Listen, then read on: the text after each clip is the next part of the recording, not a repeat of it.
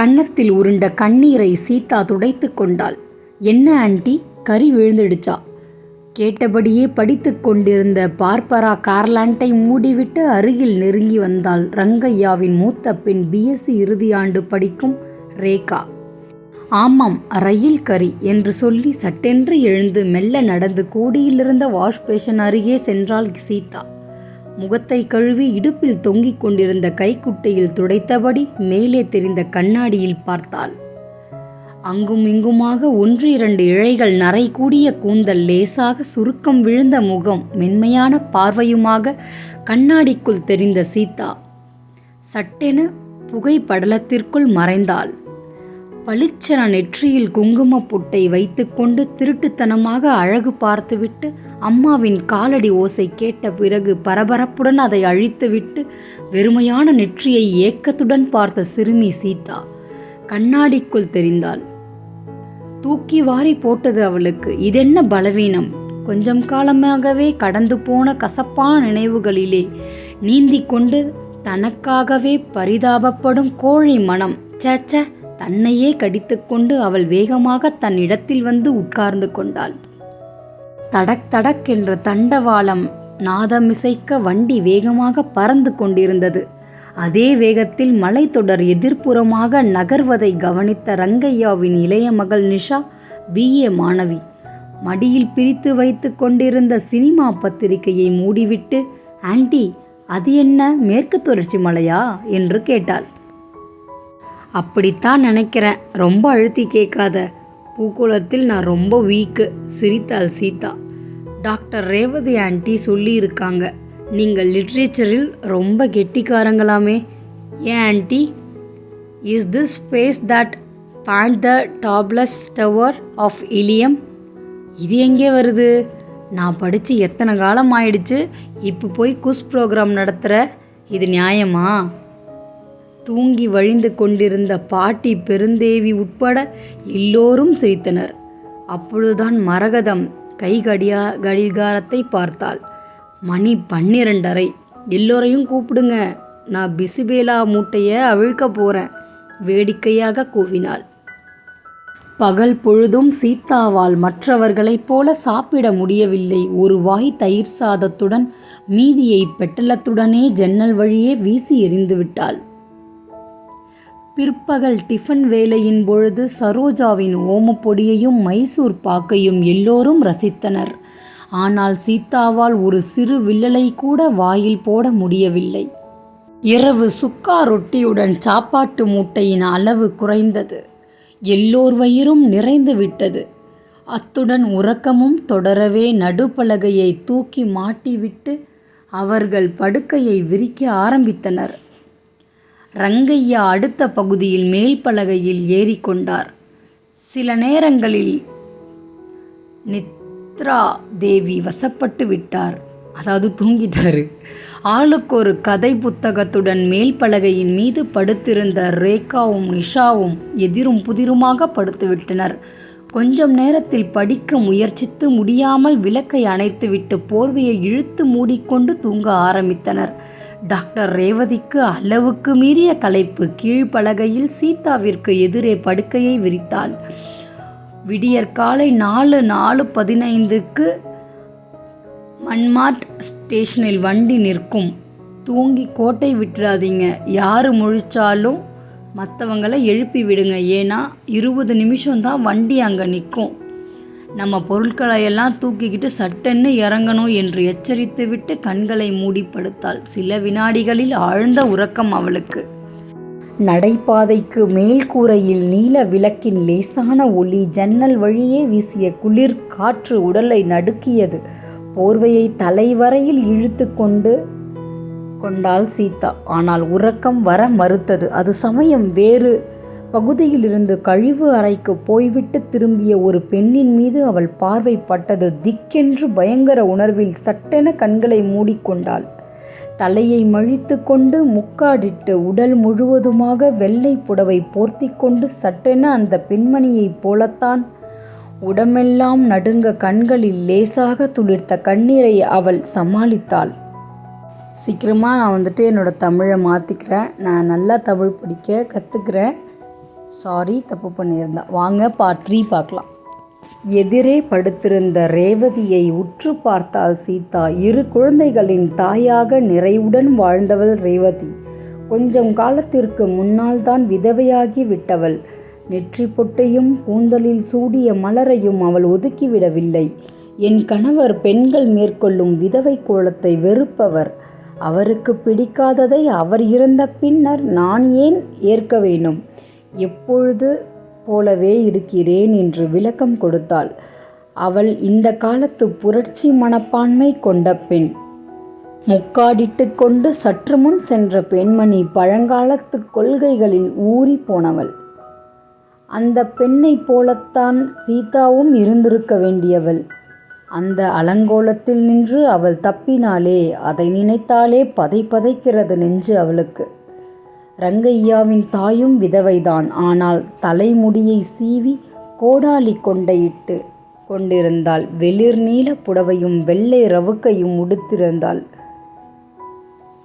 இவளது வெறும் கழுத்தில் விபூதி பூசிய நெற்றியும் தான் விதவை என்பதை அடையாளங்கள். சீதா வேண்டாம் என்ற வைராக்கியத்தில்தான் பூவை துறந்து விட்டிருந்தாள். மற்றபடி நெற்றியில் மிகச்சிறிய அளவு கருப்பு சாந்து போட்டு, கழுத்தில் மெல்லிய சங்கிலி, காதுகளில் வைரக் கம்மல், இடது கையில் கடிகாரம், வலது கையில் வளையல்கள், இடையே கனமான காஞ்சிபுர பட்டுச் சேலை, அதே நிறத்தில் ரவிக்கை என்ற அந்தஸ்துக்கேற்ப அலங்காரத்தில் இருந்தாள். ஆபீஸ் அறையின் வாசலில் மிஸ் சீதா என்ற பெயர் பலகையை படித்தவர்களுக்கு கல்யாணமே ஆகாமல் காலத்தை ஓட்டிவிட்டாள் என்ற எண்ணத்தை தான் அது கொடுத்தது. தன் வாழ்க்கையில் ஏற்பட்ட துன்பம், அதனால் ஏற்பட்ட திடீர் திருப்பம் எல்லாவற்றையும் அவள் ஒளிவு மறைவின்றி தன் சிநேகிதி டாக்டர் ரேவதியிடம் சொல்லியிருந்தாள். அதனாலேயே அன்று அவளுக்கு மயக்கம் வந்தபொழுது வண்டியில் ஏறி நேரே ரேவதி மருத்துவமனைக்கே போய்விட்டாள். டாக்டர், என்னை நல்லா பரிசோதிச்சு பாருங்க, எனக்கு ஏன் அடிக்கடி இப்படி ஒரு மயக்கம் என்று கேட்க, ரேவதி உடனடியாக பரிசோதித்தாள். திருப்தி அடையவில்லை. இசிஜி, இரத்த பரிசோதனை முதலிய சகல பரிசோதனைகளுக்கும் அவளை உட்படுத்தினாள். இருதய வியாதி நிபுணரிடம் அவளை அழைத்துச் சென்று அவரது ஆலோசனைகளையும் கேட்டு வைத்தாள். தன்னை பற்றியே சிந்தித்து உணர்ச்சி வசப்படுவதால் தற்காலிகமாக இரத்த அழுத்தம் மேலோங்கி போகிறது. அதனால்தான் இந்த மயக்கம். மற்றபடி உடலில் வேறு எந்த கோளாறும் இல்லை என்று முடிவு தெரிய வந்தது. ஆமாம், உன் மனசுல அப்படி என்ன வருத்தம் சீதா? ரேவதி பலமுறை வற்புறுத்தியும் அவள் கண்களில் இருந்து பொலபொலவென கண்ணீர் கொட்டியது. அட, இதென்ன இந்த வயதில் குழந்தை போல என்று கடித்து கொண்டாள் ரேவதி. வயது காலத்தில் 2வது குழந்தை பருவம் வந்துவிடுகிறதல்லவா? முந்தா நாள் என் பிறந்த நாள். அதை நான் நினைக்காம இருக்க முடியவில்லை. நினைத்தாலே நெஞ்சு வெடிக்கிறது. ஏன்னா என் பிறந்த நாள் அன்னைக்குத்தான் நான் விதவையானேனாம். துன்ப சிந்தனையை, வேதனையை தரும் நாளை நான் மறக்க முயற்சிக்கிறேன். ஆனால் அதே நாளில் கனிவுடன் நேசித்த என் நண்பனது நினைவு வந்து நெஞ்சை நெகிழச் செய்கிறது. மறக்க முடியாமல், மறக்க விருப்பமில்லாமல் தவிக்கிறேன். ரேவதி ஆதரவும் தந்தும் கண்களுடன் சீதாவை பார்த்து கொண்டிருந்தாள். நீலுவை பற்றி சொல்லியிருக்கிறேன் இல்லையா? அவனுக்கு அப்போ வயசு 20 இருக்கும். எனக்கு 14 ஆகிவிட்டது. அவனோட பேசக்கூடாதுன்னு தடை உத்தரவு இருந்தப்போ நான் வெளியில் எங்கேயுமே போகிறதில்ல. ஒரு பிப்ரவரி மாதம் 7ஆம் தேதி என் பிறந்த நாள்.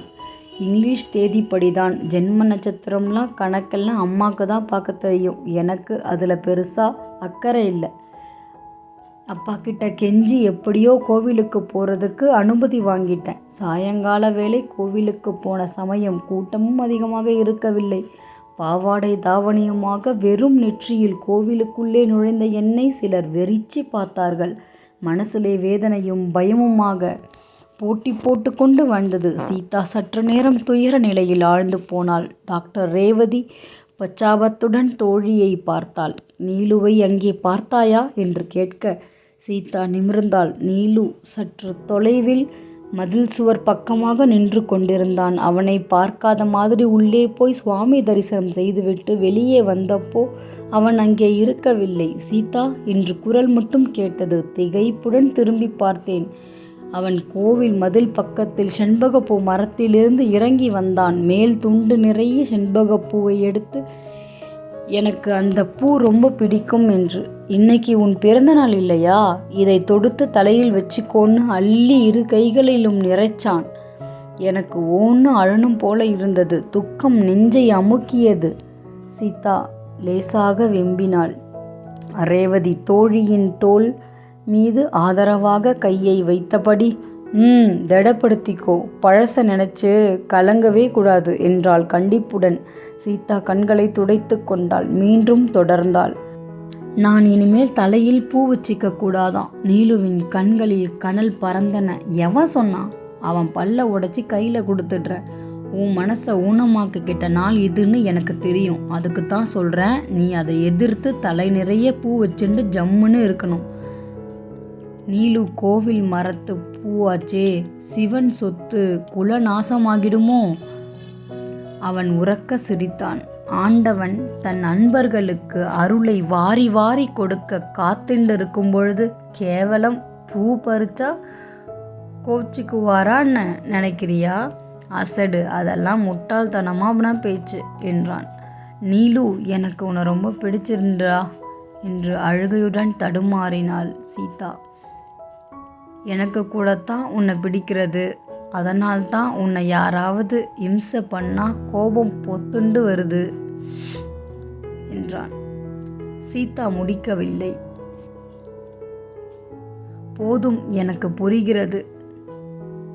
நீலுவை பார்க்கணும், அவனுக்கு உதவணும்னு ஒரு ஆசை உன் மனசில் வேரூன்றி இருக்கு.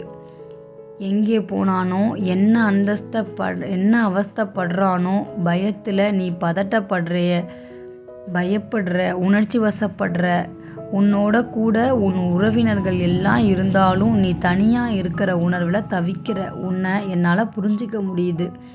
உனக்கு வியாதி இல்லை, மனதில் உணர்ச்சியின் கொந்தளிப்பு. இதுக்கு மருந்தே நல்ல ஓய்வு மட்டும்தான்.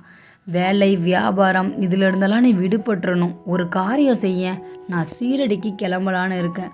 நீனும் என் கூட புறப்பட்டு வா என்று கூறினாள் டாக்டர். சீதா தலையை ஆட்டினாள். அவள் வெளியூர் பயணம் செல்லப்போவதாக கேட்டதும் அண்ணன் மகன் மித்ரன், அவர்களது இன்டர்நேஷ்னல் டியூப்ஸ் அண்ட் பைப்ஸ் நிறுவனத்தின் மேனேஜர், அவன் முகம் கடுமையாகியது. ஆன்ட்டி, நானும் லலியும் கொடைக்கானலுக்கு போக இருக்கோம். நீங்களும் கிளம்பிட்டா? அவளுக்கு தாங்க முடியாத கோபம் வந்துவிட்டது. இத்தனை வருஷம் மாடா இந்த நிறுவனத்துக்காக உழைச்சிருக்க. எதுக்காக, யாருக்காக? 2 நாள் நான் இல்லாட்டா குடியா முழுகிடும், கத்திவிட்டாள். மித்ரன் சுதாரித்து கொண்டான். அவளுக்கு பிற்காலம் அத்தனை சொத்துக்களுக்கும் அவனல்லவா வாரிசு? வீண்வாதம் விபரீதமாகிவிட்டால் அவனுக்கும் அவன் பிள்ளைகளுக்கும் செல்வங்களுக்கும் நஷ்டம் சம்பவித்து விடுமே. அதுக்கு சொல்லலை, ஆஃபீஸ் வேலைகளை மேனேஜர் பார்த்துக்குவார், தொழிற்சாலைக்கு சூப்பர்வைசர் இருக்கார். 10 நாள் வெளியூருக்கு நீங்கள் நானும் போனால் கூட இதை ரன் பண்ண முடியும். ஆனால் வீடு மட்டும், அதுக்கு தான் கவலைப்படுறேன் என்று இழுத்தான். வீடு வரை தாண்டா உறவு, சிரித்தாள் சீதா. போகிறச்சே தலையில் கட்டிண்டு போக போகிறேன், அதை வேலையாட்கள் பார்த்துக்கட்டும் என்று முடித்தாள். தன்னை சுற்றி தன் தயவிலேயே வாழ்ந்து கொண்டு தங்கள் அவளுக்கு இன்றியமையாதவர்கள் தாங்கள் இல்லையென்றால் அவளால் தனியாக வாழ முடியாது என்ற ஒரு நிலைமையை உருவாக்கி கொண்டு அவளை ஒட்டி கொண்டிருந்த புல்லுருவிகள் போன்ற உறவினர்கள் பட்டாளத்தை அவள் வெறுத்தாள். அடினாவில் அவள் சிரமப்பட்டு முன்னுக்கு வர முயன்ற சமயம் அவளை பார்க்கவே வெட்கப்பட்டு முகத்தை திருப்பிக் கொண்டு போன அண்ணன் சுந்தரமூர்த்தி பின்னர் தன் குடும்பத்தோடு உள்ளே வலிய வந்து புகுந்து கொண்டார். ஆச்சாரத்தின் சிகரமான அவளது பெற்றோர்கள் கிழிந்த வேட்டியும் அழுக்கு புடவையுமாக வயது காலத்தில் தள்ளாடிக்கொண்டு அவள் தயவை தேடிக்கொண்டு வரவில்லையா? அவள் தானே மகனுக்கு மகனாக ஆண் பிள்ளை போல அவர்களை காப்பாற்றி முடிவில் அவர்களை கரை சேர்த்து விட்டாள். அண்ணாவும் போய்விட்டான். அவன் பிள்ளையை தன் பிள்ளையாக நினைத்து படிக்க வைத்து இன்ஜினியரிங் முடிக்க வைத்து அவள் ஆரம்பித்த நிறுவனத்திலே வேலை கொடுத்து பதவி தந்து தன் பங்களாவிலே தங்க இடமும் கொடுத்து ஒரு கல்யாணம் பண்ணி வைத்து காப்பாற்றியதற்கு அவளுக்கு கிடைத்த பலன் பெரிய இடத்து பெண் என்று லீலாவை அவளை என்றுமே மதித்ததில்லை. அவர்களது குழந்தைகளை பிரதீப், திலீப் இருவரும் இளைய தலைமுறையினர், டீனேஜ் குழந்தைகள். வயதானவர்கள், கிழவர்கள், நரைத்த முடிக்காரர்கள், நோயாளிகள் ஆகியோர்களை கண்டாலே வெறுத்து ஓடும் சுயநலவாதிகள். தங்களுக்கு அந்த வீட்டில் இருக்கும் உரிமை பட்டயத்தில் எழுதி வைத்திருப்பது போன்ற எண்ணம். சீதாவிடம் சிறிதளவு கூட மதிப்பு கிடையாது. குழந்தைகளா அவர்கள்? பிசாசுகள்! அப்படித்தான் எண்ணினாள் சீதா. சில மாதங்களுக்கு முன்னர் நடந்த அந்த சம்பவம் அவளுக்கு மெத்த அதிர்ச்சியை தந்திருந்தது. அவள் அப்பொழுதுதான் ஆபீஸிலிருந்து வீடு திரும்பியிருந்தாள். களைப்புடன் பிரீப்கேஸை தூக்கி கொண்டு பின்னால் வந்த டிரைவர் அதை முன்னறையின் மேஜை மீது வைத்துவிட்டு நகர்ந்தான். சமையற்கார சங்கரன் விரைந்து வந்தார். கொஞ்சம் சூடாக காப்பி கொண்டு வரட்டுமா? மத்தியானம் டிஃபனுக்கு சேவை பண்ணியிருக்கேன். ஒன்றும் வேணாம், கொஞ்சம் ஜில்லுன்னு ஜலம் கொண்டு வாங்கோ, உத்தரவிட்டு விட்டு உள்ளே பார்த்தாள். லலிதாவை காணவில்லை. அநேகமாக அந்தி வேளைகளில் அவள் வீட்டில் இருப்பதில்லை. காரை தானே ஓட்டிக்கொண்டு கடைகளுக்கோ சபா கச்சேரி, தோழிகள் வீடு என்றோ போயிருப்பாள். ஆபீஸ் முடிந்ததும் மித்ரனும் நேரே வீடு திரும்புவதில்லை.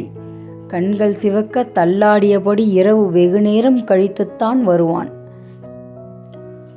கேட்டால் வியாபாரம் விருத்தி செய்ய வாடிக்கையாளர்களுடன் பார்ட்டிகளில் கலந்து கொள்ளாமல் இருக்க முடியுமா என்ன என்று விவாதிப்பான்.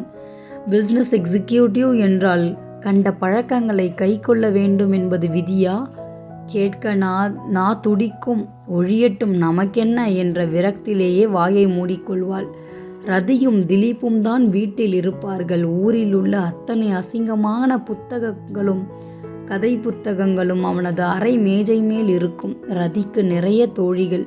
டெலிஃபோனை மாடிக்கு திருப்பிவிட்டு நகத்தை கடித்து கொண்டே தோழிகளுடன் மணிக்கணக்கில் போனில் பேசி கொண்டிருப்பாள். இப்படிப்பட்டதொரு குடும்பத்திற்கு உழைத்து ஓடாக தேயேன். இடையிடையே அவளுக்கு கோபம் வரத்தான் செய்தது. ஆனால் ஆழ மண்ணுக்குள் புதைக்கப்பட்டிருந்த கால்களை இழுக்க முடியாதது போன்ற ஒரு பதட்டம். அவள் கார் ஓசை கேட்டு அபூர்வமாக ரதியும் திலீப்பும் அன்று கீழே இறங்கி வந்தனர். ஒருவரை ஒருவர் பார்த்த வண்ணம் இருவரும் சற்று தயங்கினர். திலீப் அருகில் வந்தபொழுது சிகரெட் நாற்றம் குப்பென முகத்தில் வந்து மோதியது. வீட்டிலும் திருட்டுத்தனமாக அவன் சிகரெட் பிடிக்க ஆரம்பித்து விட்டான். கண்டிக்க வேண்டிய பெற்றோர்கள் இருவருமே ஆளுக்கு ஒரு மூலையாக வெளியில் அலைந்து கொண்டிருந்தார்கள். அவனை சீர்திருத்துவது யார்? வெறுப்புடன் அவள் அவனை நிமிர்ந்து பார்த்தாள். உங்களை தேடிக்கொண்டு ஒரு கிழவர் வந்தாரு. திலீப் வார்த்தைகளுக்காக எங்கேயோ பார்த்தாள். ரொம்ப டர்ட்டியா இருந்தாரு. குளிச்சு 1 மாசம் இருக்கும் போல. ஒரே அழுக்கு. சோபாவில் கூட உட்காரச் சொல்லல. ரதி தொடர்ந்தாள். காலில் கூட ஏதோ ஒரு கட்டு. எனக்கு பார்க்கவே ரொம்ப அருவருப்பா இருந்துட்டு. சீதாவின் நெஞ்சு காரணமின்றி படபடத்தது. மேலெல்லாம் வியர்வை வெள்ளம் மயக்கம் வந்து விடும் போல ஆடிப்போனாள். அருகிலிருந்த சுவரை ஆதாரமாக பிடித்து சாய்ந்தபடி என்ன வேணும்னு கேட்டியா என்றாள். வெறுமனே பார்த்துட்டு போகலான்னு வந்தேன்னு அந்த கிழம் முணுமுணுத்துது. எனக்கு ரொம்ப சந்தேகமாயிடுச்சு. காசிக்கு போகிறேன், தர்மம் கொடுங்கன்னு உங்ககிட்ட ஏதாவது கேட்டால் என்ன செய்கிறது? இல்லாட்டி பேரன் படிக்க உதவி செய்யுங்களேன்னு கேட்கணும்னு தோணித்து. அதனால் நீங்கள் இல்லை, வெளியூருக்கு போயிட்டீங்கன்னு சொல்லிட்டோம் என்று முடித்தாள் திலீப். அட பாவமே, பொய்யா சொன்னீங்க? அந்த கிழவர் கூட அப்படித்தான் சொன்னார். ஏன் பொய் சொல்கிறீங்க? ஊரிலே தான் அந்த அம்மா இருக்காங்கன்னு ஆஃபீஸில் இருக்க ஃபோன் பண்ணி விசாரிச்சுட்டு தான் நான் வரேன். எப்போ வீட்டிற்கு வருவாங்கன்னு நிஜத்தை சொல்லக்கூட கூடாதான்னு அழுத்து கொண்டாரு. நீங்கள் யாருன்னு சொல்லாமல் எங்களையே கேள்வி மேலே கேள்வி கேட்குறீங்களேன்னு நீலுன்னு சொன்னா சீதாம்மாளுக்கு தெரியும். வெறுமனே பார்த்துட்டு போகலான்னு தான் வந்தேன். இந்த வயசில் எனக்கு என்ன வேணும்னு தானே பேசிக்கொண்டு கழியை ஊன்றிக்கொண்டு கிழவர் போயிட்டார் என்றாள் ரதி. அப்புறம் ரதியக்கா வேலைக்காரனை கூப்பிட்டு அவர் நின்ன இடத்துல வராந்தாவிலெல்லாம் ஃபினாயில் விட்டு கழுவ துடைக்க சொன்னாள். ரொம்ப அழுக்கு பிடிச்ச மனுஷன். அவர் கிழிச்சலும் தலையும் பார்க்கவே வாந்தி வந்துட்டுது. திலீப் கூறிவிட்டு மாடி பக்கம் ஓடிவிட்டான். ரதி உள்ளே வேகமாக சென்று மறைந்தாள். வாயில் வராந்தாவிற்கு வந்த சீதா சற்று முன் கழுவி ஈரம் காயாத தரையை பார்த்தாள். இன்னமும் ஃபினாயில் மனம் லேசாக முகத்தில் மோதியது. அடப்பாவிகளா, என்ன காரியம் செய்துட்டீங்க? அலறி அழ வேண்டும் போல துயரம் பொங்கியது. தலை சுற்றி மயக்கமே வந்துவிடும் போல கண்கள் இருண்டன. மெல்ல வராந்தாவின் தூணை பிடித்தபடி அப்படியே உட்கார்ந்தாள். நீலு, நீ நின்ன இடத்துல மலர் தூவி வாழ்த்தி வணங்க கடமைப்பட்டவள் நான். அதுகள் அறியாத அசட்டு குழந்தைகள். மன்னிச்சிருங்கோ நீலு, மன்னிச்சிருங்கோ. மனம் புலம்பியது. அவன் நின்றாதாக சொன்ன அந்த இடத்தை மெல்ல தொட்டு கண்களில் ஒற்றி கொண்டாள். எத்தனையோ காலமாக தேடிக் கொண்டிருந்தவன், வாசல் வரை வந்தவன், அவனை விட்டு விட்டோமே, எங்கே போயிருப்பான்? அவன் மனம் என்ன பாடுபட்டிருக்கும்? அவளை பற்றி என்னவெல்லாம் எண்ணி மனம் புழுங்கி கொண்டு வெளியேறியிருப்பான். ஐயோ நீலு, உன்னை பார்க்கணும்னு இத்தனை காலமாக நான் தேடாத இடமில்லை. நீ நம்புவியா நீலு? நீலு, அவன் உள்ள மௌனமாக ஓலமிட்டு அழுதது. எவ்வளோ அழகான கதை, ரொம்ப சூப்பராக போயிட்டுருக்கு. எனக்கு ரொம்ப பிடிச்சிருக்கு. உங்களுக்கு இந்த கதை ரொம்ப பிடிச்சிது அப்படின்னா ஒரே ஒரு லைக், ஒரே ஒரு ஷேர், ஒரே ஒரு சப்ஸ்கிரைப். கண்டிப்பாக நாளைக்கு சாயந்தரம் 7 மணிக்கு என்னோடய கதை டக்குன்னு உங்கள் ஃபோனுக்கு வந்து சேரும். மிஸ் பண்ணிடாதீங்க. கண்டிப்பாக இந்த நீலு சீதாவோட கதை உங்களுக்கு ரொம்ப பிடிக்கும். நன்றி.